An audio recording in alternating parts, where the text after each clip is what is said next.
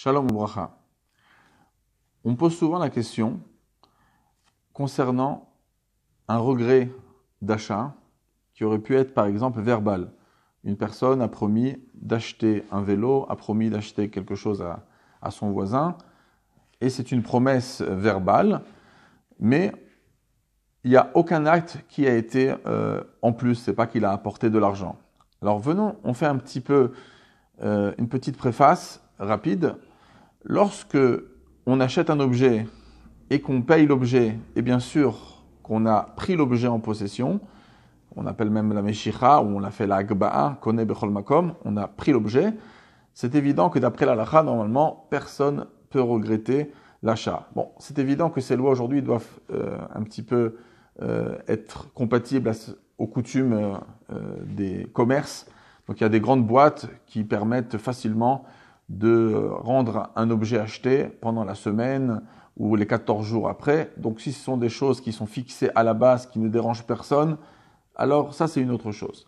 Par contre, dans le cas où c'est avec un particulier, il n'y a pas de base générale de conditions spéciales, c'est évident qu'après l'achat et en plus l'acquisition de l'objet en le prenant, on ne peut pas normalement regretter. Si le vendeur ne veut pas reprendre, il a tous ses droits de ne pas reprendre, l'achat a été fait.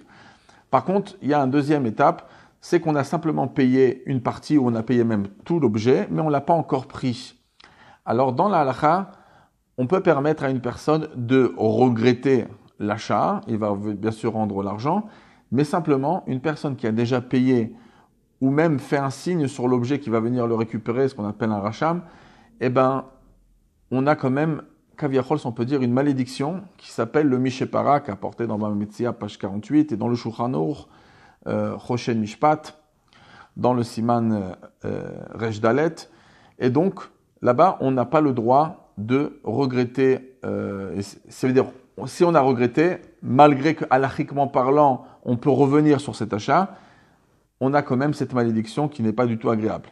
Après, il y a une troisième étape qui est qu'on n'a pas du tout ni payé, ni rien fait du tout. La seule chose qu'on a dit, c'est de donner notre parole. On a dit, je viens venir, ce soir, je viens t'acheter le vélo, ce soir, je viens acheter telle chose, après, j'appelle au téléphone, non, je ne l'achète pas. Alors, dans ce cas-là, halachiquement parlant, bien sûr qu'on peut se retracter.